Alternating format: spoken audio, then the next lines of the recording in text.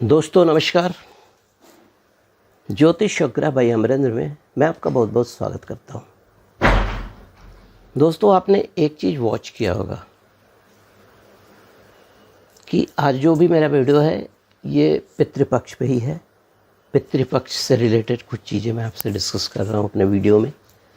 आपने ध्यान दिया होगा कि पितृपक्ष के दौरान जब हम अपने पूर्वजों को याद करते हैं तो वहाँ पर स्पेसिफिकली कुछ पेड़, कुछ पौधे, कुछ पक्षियों की चर्चा आती है।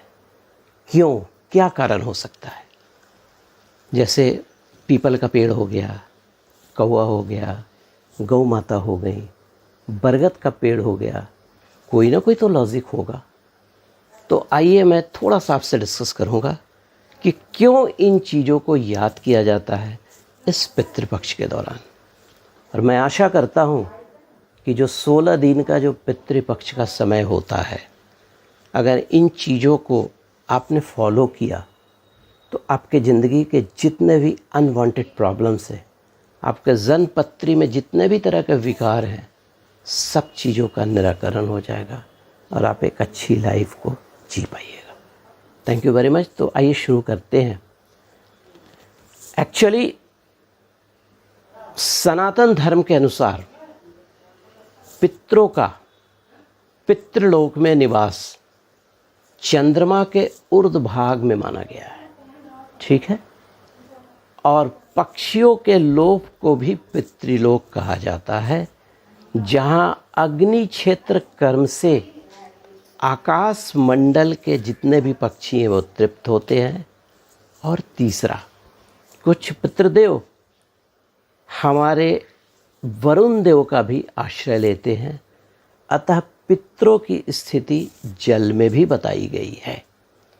तो आज हमारी चर्चा का यही विषय होगा, चंद्रमा या आकाश या जल में अगर हम इन चीज़ों को फॉलो करते हैं तो क्या कारण हो सकता है, ठीक है। देखिए, जिस तरह से मनुष्य में एक आत्मा होती है उस तरह से हमारे पेड़ पौधों में भी एक आत्मा होती है। अभी सरकार के तरफ से भी कुछ कानून बनते हैं ना, कुछ नियम है, पेड़ पौधा को ना काटें। पेड़ पौधा ऐसा माध्यम है जो ऑक्सीजन प्रोवाइड ज़्यादा करते हैं, कार्बन डाइऑक्साइड कम करते हैं। कोई कोई ऐसे पेड़ पौधा हैं। तो आइए सबसे पहले हम चर्चा जो करेंगे, जो हमेशा चर्चा में ये पेड़ आता है, चाहे पूजा पाठ हो या पितृपक्ष के दौरान, वो है पीपल का वृक्ष।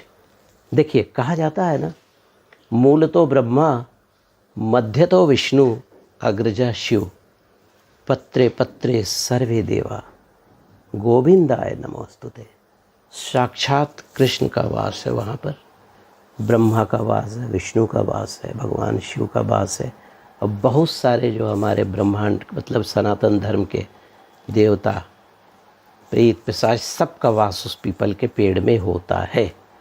कहा जाता है ना, इसमें जहाँ विष्णु का महत्व है, इसी कारण इस वृक्ष को पितृदेव भी बोलते हैं, ठीक है।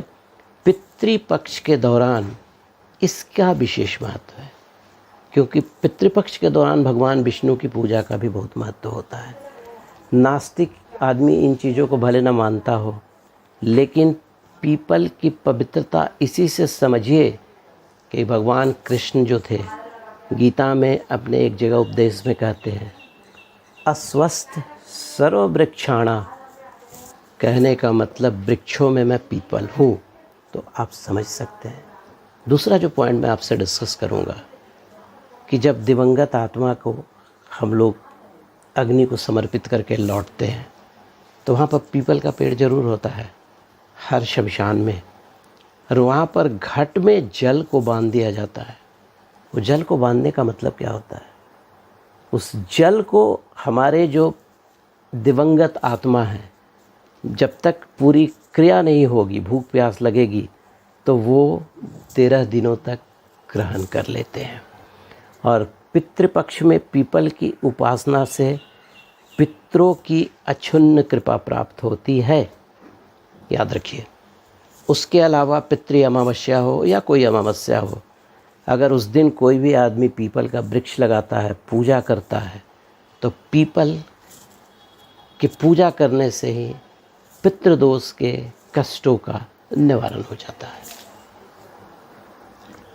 अब आपसे चर्चा करता हूँ दूसरा पेड़, जिसको पितरों का भी पेड़ कहा जाता है, पितरों की कृपा पाने वाला भी पेड़ होता है। इस पेड़ का नाम है बरगद का पेड़।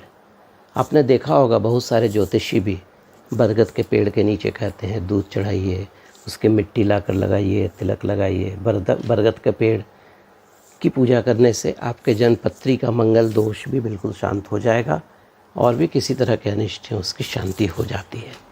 कहा जाता है कि बरगद में भगवान शिव का वास होता है। अगर बरगद के पेड़ के नीचे बैठकर नमः शिवाय का जाप किया जाए तो अक्षुण्ण कृपा शिव जी की मिल जाती है। शिव जी की आराधना से पितृदोष की मुक्ति मिल जाती है। बरगद के पेड़ की ये है। और इस मंत्र को अगर आप रुद्राक्ष के माला से करते हैं तो अति उत्तम। देखिए, आपने ध्यान दिया होगा कि बरगद के पेड़ के नीचे कभी घास नहीं लगता है। छाया जहाँ पड़ती है वहाँ भी घास नहीं लगता है। लेकिन अगर आपको किसी भी बरगद के पेड़ के नीचे घास मिल जाए, उसको पीले कपड़े में बांधकर अपने घर में तिजोरी में रख लें, फिर आपके ज़िंदगी में चमत्कार ही चमत्कार हो जाएंगे। तीसरा जो वृक्ष है जिसकी चर्चा मैं आपसे करूँगा वो है बेलपत्र। कहा गया है ना बेलपत्र के बारे में, त्रिदलम त्रिगुणाकारम त्रिनेत्र त्रिआयुधम त्रिजन पाप संहारम बिल्वपत्र शिवार्पणम। बेल के पेड़ में अगर आप रेगुलर रूप से जल चढ़ाते हैं तो पितृदोष से मुक्ति मिल जाएगी। भगवान शिव की आराधना से तामसिक पितरों से मुक्ति मिल जाती है अगर बेलपत्र आप भगवान शिव पर चढ़ाते हैं तो। मोह माया लोभ सब चीज़ों से आप बचते चले जाएंगे। 3 स्वरूप हैं हमारे पितरों का, सात्विक, राजसिक और तामसिक। तो सात्विक साक्षात ब्रह्मा विष्णु भगवान निवास करते हैं, राजसिक में ब्रह्मा ही निवास करते हैं और तामसिक में शिव जी निवास करते हैं। तो होता क्या है कि पितरों में अगर सात्विक और राजसिक हैं तो बहुत परेशान नहीं करते हैं, लेकिन तामसिक हमेशा परेशान करते हैं। तो आपने ध्यान दिया होगा कि पितृपक्ष में भगवान शिव की पूजा का विशेष महत्व है। काफ़ी पूजा की जाती है उनकी। अगर उनको खुश हो गए वो, तो आपके तामसिक जो पितृ हैं उनसे वो प्रसन्न हो जाएंगे और आपको फिर आशीर्वाद पड़े।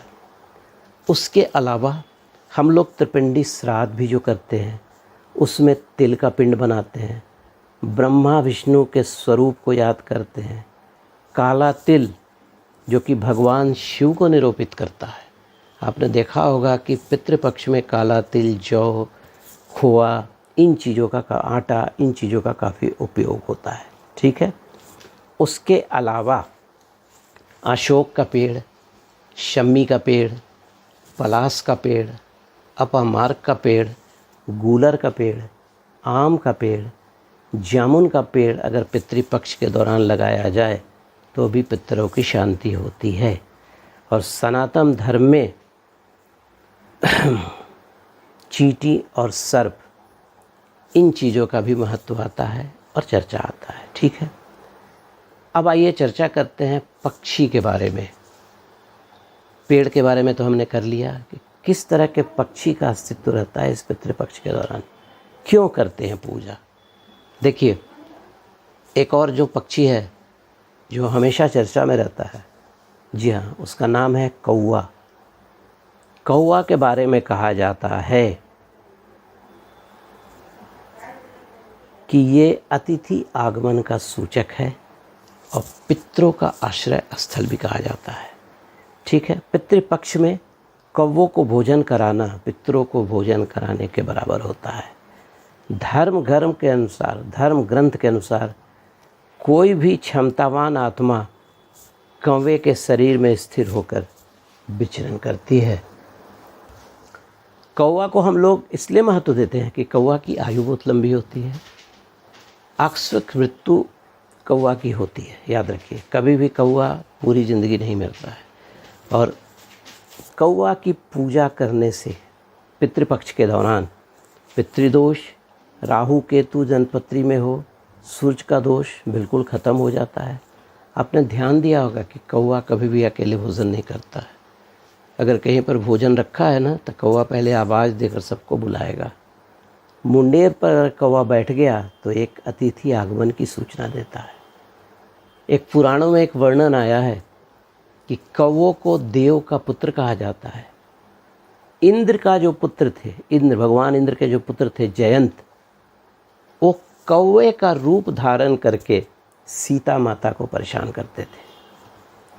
तो भगवान श्री राम ने क्या किया, सिंह के बाण से उसके ऊपर बाण चलाया और जब बाण लग गया तो उसकी मृत्यु नहीं हुई, लेकिन वो क्षमा याचना के लिए तीनों लोक में घूमा। ब्रह्मा के पास गया, विष्णु के पास गया, लेकिन किसी ने उसकी रक्षा नहीं की। अंत में फिर वो श्री राम के पास आया तो भगवान राम ने उसकी एक आँख फोड़ दी और उसको क्षमा कर दिया। तो कौवा की एक खासियत होती है, शनि देव का वाहन भी होता है कौवा, अतः शनि देव भी प्रसन्न हो गए। हमेशा चर्चा होती है कि मेरा शनि खराब है, ये खराब है, लेकिन अगर कौवा की आप सेवा करते हैं तो आपके शनि देव भी प्रसन्न हो जाएंगे।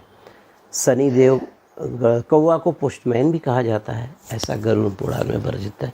उसके अलावा कौवा को अगर भोजन आप देते हैं तो यमलोक के जो पितृ हैं वो प्रसन्न हो जाते हैं। कौवा के बारे में कहा जाता है कि अमृत का स्वाद चखा है, इसलिए उसकी मृत्यु नहीं होती है। जब भी होती है तो आकस्मिक मृत्यु होती है। वृद्धावस्था मतलब बहुत ज़्यादा दिन तक ज़िंदगी होता है। और सबसे बड़ी खासियत, अगर कौवा के झुंड में अगर कोई मर गया तो उस दिन पूरे दिन कौवा जो है, कोई कौवा भोजन नहीं करता है। ये खासियत होती है कौवा का।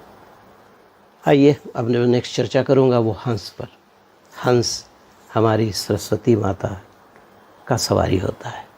हंस एक ऐसा पक्षी है जिसमें देव आत्मा का वास होता है। रामायण में वर्णन है कि अयोध्या कांड में चित्रकूट पर्वत पर हंसों का निवास है। माँ सरस्वती का वाहन भी हंस है। हंस की पूजा करने से पितृदेव प्रसन्न हो जाते हैं। हंस में उन आत्माओं का निवास होता है जिन्होंने अपने जीवन के पीरियड में पुण्य कार्य किए, यम नियम का पालन किया, तो कुछ काल तक ऐसी आत्मा हंस योनि में रहकर फिर से मनुष्य योनि में लौट आती है, ठीक है, और या तो फिर देवलोक में चली जाती है, ऐसा कहा जाता है। अब आइए तीसरा पक्षी जिसकी चर्चा करूँगा वो है गरुड़। गरुड़ भगवान विष्णु का वाहन है और पक्षियों में गरुड़ को बहुत ही पवित्र और सर्वश्रेष्ठ माना गया है। गरुड़ पुराण गरुड़ के नाम पर ही रखा गया है, जिसमें श्राद्ध कर्म, स्वर्ग नरक, पितृलोक का वर्णन मिलता है। और लक्ष्मण को नागपाश से मुक्ति इस भगवान गरुड़ ने ही दिलवाई थी। तो ये गरुड़ देव का एक ऐसा वर्णन है। अगर आप गरुड़ देव तो आजकल मिलते हैं नहीं, लेकिन अगर पितृपक्ष के दौरान उनको याद किया जाए, पितरों की शांति होती है। अब आइए कुछ बात करते हैं पशु की, जो मैं पहले भी चर्चा कर चुका हूँ। उस पशु में सबसे पहले आता है कुत्ता। कुत्ते को यम का दूत भी माना जाता है। कहा जाता है कि ईश्वर माध्यम की वस्तुएं नज़र आती हैं कुत्ते को। आपने देखा होगा, कोई अशुभ अनिष्ट होने वाला है तो कुत्ता रोने लगता है, ठीक है। दरअसल में कुत्ते की खासियत ये होती है कि भविष्य की घटना और आत्मा को देखने की क्षमता होती है उसमें। भैरव महाराज का सेवक भी माना जाता है कुत्ता। कुत्ते को भोजन देने से भैरव प्रसन्न होते हैं, पितृ प्रसन्न होते हैं, और कुत्तों की सेवा से पितृदेव भी प्रसन्न होते हैं। कहते हैं कि भैरव भगवती के प्रमुख द्वारपाल माने जाते हैं। तो भैरव की अनुमति से ही आप भगवती का दर्शन कर पाएंगे। यानी कुत्ते की सेवा कर रहे हैं तो भैरव और भगवती दोनों का आशीर्वाद आपको मिल गया। अब आइए चर्चा करता हूँ हाथी के बारे में। हाथी, एलिफेंट, भगवान गणेश का स्वरूप माना जाता है। गजमस्तक कहा भी जाता है भगवान गणेश को। इंद्र का वाहन है हाथी, ऐरावत हाथी जिसका नाम है। और हाथी की पूजा से पितृदोष का शमन हो जाता है। उत्तर दिशा में, अगर आप अपने घर के उत्तर दिशा में चांदी का हाथी रखते हैं तो ये आपके लिए बहुत ही उत्तम होगा, बहुत ही उत्तम होगा। और हाथी जो होना चाहिए उसका दाहिना पैर आगे होना चाहिए, बायां पैर नहीं। और उसकी सूंड नहीं उठी होनी चाहिए, उसका सूंड नीचे होना चाहिए। क्योंकि उठने का मतलब या तो चिगाड़ भी रहा है या आशीर्वाद भी दे रहा है। कन्फ्यूज़न से बचना है।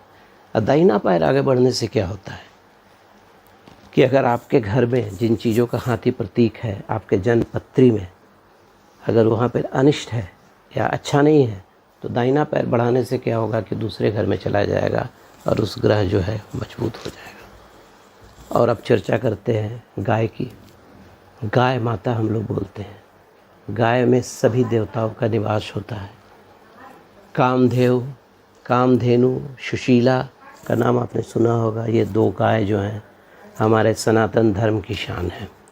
गाय की सेवा करने से पितरों का शमन हो जाता है, पितर खुश हो जाते हैं। गाय में 33 कोटि देवताओं का वास होता है। और पृथ्वी में 84 लाख योनियों का सफ़र तय करने के बाद गौ माता का जन्म होता है। अगर आप गौ माता को रोज़ गुड़ और रोटी प्रतिदिन खिलाते हैं तो पितृदोष की शांति हो जाती है। कुंडली के अनेक विकारों की चिंता, विकारों का नाश गाय की पूजा से दूर किया जा सकता है। गाय का जो हौंच, जिसको हम लोग कुवड़ बोलते हैं, आप छुएंगे तो बृहस्पति मजबूत हो जाएगा और सूर्य चंद्रमा मजबूत हो जाएंगे अगर गाय का आँख का आप दर्शन करते हैं तो गाय की इतनी महानता है। पितरों को प्रसन्न करने में गाय की एक अहम भूमिका होती है। और जलचर जंतु में भी मैं थोड़ा सा चर्चा कर लेता हूँ। मछली, भगवान विष्णु ने एक बार मत्स्य का रूप लेकर पृथ्वी को बचाया था। जब पृथ्वी विलीन हो गई थी तो मनुष्य जाति के अस्तित्व को बचाया था। जब श्राद्ध के समय चावल के लड्डू बनाए जाते हैं तो उन्हें जल में विसर्जित कर दिया जाता है, जिससे मछली रानी ग्रहण करती है। और कछुआ, भगवान विष्णु के कच्छप अवतार का नाम तो आपने सुना ही होगा। उतना ही नहीं, मद्राचल पर्वत को अपनी पीठ पर लिया था, तभी समुद्र मंथन हो सका था। पितरों की शांति होती है, नागो देवता की पूजा से भी होती है और चींटियों की पूजा से भी होती है। तो दोस्तों, एक छोटा सा मेरा प्रयास था कि जो पितृपक्ष के दौरान या पूजा पाठ के दौरान जो हम पशु, पक्षी, वृक्षों के बारे में जो सुनते हैं, कुछ इन्फॉर्मेशन आपके साथ शेयर कर लूँ। So thank you very much. ज्योतिष और ग्रह वयम्र में फिर से मैं आपका स्वागत करता हूँ और धन्यवाद। अगर मेरा वीडियो अच्छा लगे तो लाइक कीजिएगा, अगर अच्छा लगे तो सब्सक्राइब भी करेंगे। थैंक यू, धन्यवाद।